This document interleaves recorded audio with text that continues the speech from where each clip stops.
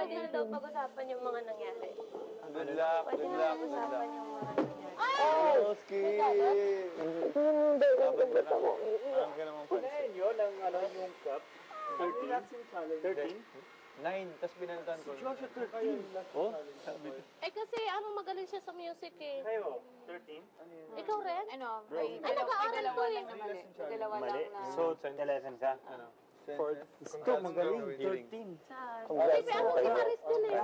Hindi ko Yun, ginawa yun. ikaw, Si ikaw, Maris din. ano?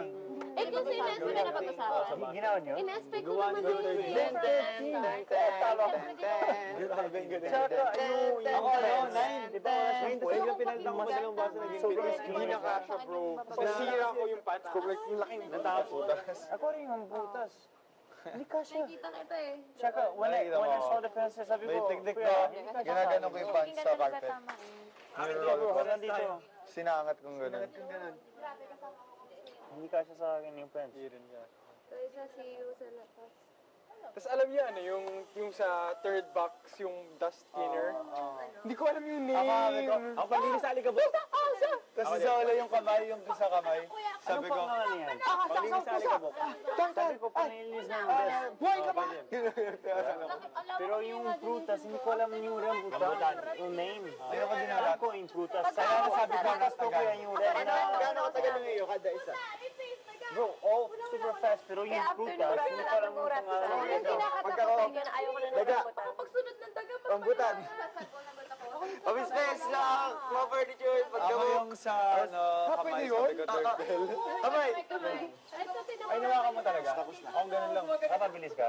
Dala-diretso. Ako hindi. Ayoko kasi nagsimula sa daga. Ako yung rambutan. Hindi ko alam yung name of rambutan. Tapos yung mahirap. Wala ba na sa Tagal ako sa rambutan. Ako din. Doon ako sa Mga mabatang ganito ako. Yan, sakit ng ganito ko. Grabe. Ginawa ko. Sinari ko. Di ba meron pa dito?